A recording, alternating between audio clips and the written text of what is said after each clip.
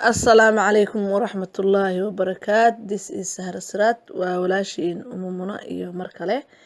walaalayaal caawo haddii Ilaahay subxaanahu wa tacaala uu ka raali noqdo waxaan soo qaadanaynaa 5 qodob oo aad iyo aad muhiim ugu ah caruurta da'doodu ay yar tahay aysan 10 sano gaarin in lagula dhaqmo si hadhow uu dhaqankooda guud uu u hagaago haddii Ilaahay subxaanahu wa tacaala uu ka raali noqdo. haddaba 5taas qodob waxaa weeyaan in uu waalidku uu noqdo flexible in uu noqdo oo waalidku uu noqdo mid go'aanadiisa ama waxyaabaha qaar ka soo noqon kara oo flexible ah in uu noqdo. qodobka labaad waxaa weeyaan connected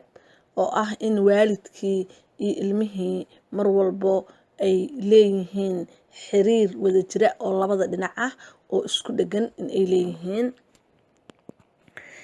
qodobka saddexaad waxaa weeyaan appropriate boundary oo ah cunug walba da'diisa la hadal u qalma, xanaaneyn u qalantaa, qaladka qabasho u qalanta in ay wada leeyihiin. qodobka afaraad waxaa weeyaan open communication oo ah mataqaanaa cunugaaga in uu si kalsooni leh uu waalidkiis uu oola hadli karo, waalidkana sidoo kale inuu cunuga si kalsooni leh uu oola hadli karo oo buuxdo. qodobka shanaad waxaa weeyaan discipline mar walbo age walbo oo cunuga uu yahay waxaa imaanaya khalad baa imaanayo, marka edbintii oo ah in loo edbiyo si positive ah oo wanaagsan cunugana aan waxyeelaynin akhlaaqdiisina aysan ku halaabaynin. 5taas qodob oo aad iyo aad muhiim u ah caruurta marka ay yar yihiin ayaa mataqaanaa ay u baahan yihiin in marka hore waalidka uu kusoo dhaqmo. haddaba 5taas qodob marka uu rabo in uu waalidka in uu hirgeliyo waa in uu lahaadaa structure, waa in uu lahaadaa oo structurekaas oo ah in waalidka uu sameeyo waqtigii iyo wax walba in uu cunugii uu u kala saaro oo time uu cunugii waxa uu sameynayo si uu cunugii marka uu yaryahay uusan iskugu qaldamin, in uu cunugii uu timetable ku socdo oo wax walba uu u leeyahay waqti uu u leeyahay. qodobka labaad oo cunuga ku hagaaya in uu yeesho positive behavior, in uu yeesho dabeecad wanaagsan, in uu yeesho akhlaaq fiican, in uu yeesho waxay tahay cunuga in la siiyo choice, in la siiyo oo waxyaabaha qaar cunuga uu sameynayo uu u leeyahay choice uu u leeyahay oo uu kala dooran karo 2 shay oo mar walba waalidka uu soo diyaariyo isagoo cunugii ku directi gareynayo waxa uu rabay ama waxa uu rabay in uu baro. example ahaan in uu dhaho marka hore 30 minute hore ma waxaa sameynaysaa akhrintaada mise waxaa sameynaysaa qoraalkaaga ayaa sameynaysaa, marka si uu cunugii u noqdo qof asagana participationkii ku jira oo wax choice sameysanayo oo uu isu arko labada shay ee meesha lasoo wada dhigay loo soo wada dhigay marka hore waalidku uu usoo doortay in uu asagana doorashada uu leeyahay, taas oo dhisaysa in uu cunuga mar labaad kalsoonidii iyo isku xirnaanshihii waalidka iyo cunuga ay ka shaqeyso. qodobka saddexaad oo ah in timeka uu waalidka uu wax u qabtay in timekaas ay soo noqnoqoto, sida waxaa seexanaysaa 8 pm baa seexanaysaa oo kaleeto, marka in ay xilli go-an ay soo noqnoqoto si cunugaas uu waqtigaas uu oola qabsado ayna u ahaanin mid habeenna seexda 8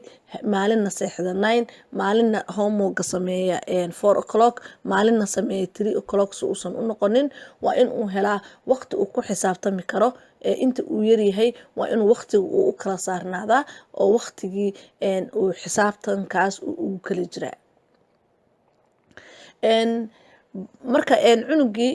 khaladaad markuu la imaado waalidkii wuxuu qaadanayaa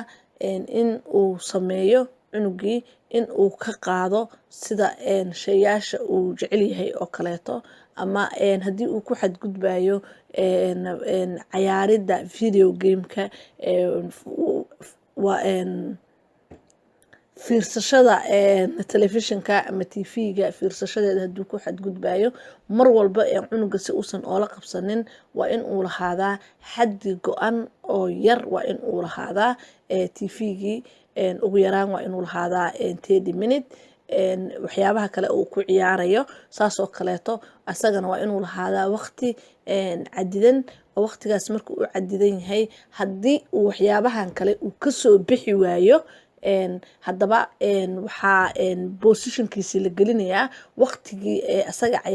cayaarihii uu rabay ama waxyaabihii uu rabay bosishinkoodii ayaa waxaa la gelinayaa wixii noloshu ay ku xirnayd inuu sameeyo marka inuu asagana barto inuu ilaashado waqtigan waqtigii fan iyo balay uu heli lahaa in uusan ka dhigin waqtigii mataqaanaa hawshiisii iyo wixiisii uu qabsan lahaa aysan iskaga darsamin in uu barto midaas oo mid muhiim ah qodobka shanaad asagana wuxuu u noqonayaa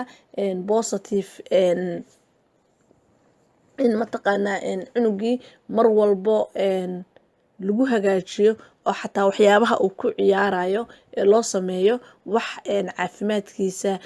wax u tarayo oo active ah sida mataqaanaa caruurta marka ay yaryihiin in ay dabaashaan in ay bicycle-ka inay ku cayaaraan inay ordaan inay kubadda dheelaan iyo waxyaabo lamid ah oo aan cunugii aan loo ogolaanin in uu 24/7 uusan hor fadhinin uusan fadhinin ama uusan hor fadhinin tv-ga inuusan hor fadhinin tan dambe iyadana waxay faa'iido ugu leedahay caafimaadkiisa murqihiisa iyo in uu mataqaanaa cayaartii uu u baahnaa ama uu ka dhiganayay tv-ga uu ka dhiganayay uu fadhiyey ama video gameka uu ka dhiganayay in asaga murqihiisii salafkiisii inuu cayaaro taas oo dhinaca caafimaadkana ka dhisaysa dhinaca fakarkana ka dhisaysa dhinaca fahamkana ka dhisaysa dhinaca jismigana u dhisaysa intaba isugu darayso ayuu cunugii mataqaanaa u heli karaa qeybta koowaad iyadana muhiimka ah waxay tahay waalidka waa inuu ahaadaa waalid cunuga mar walba la luqaadi kara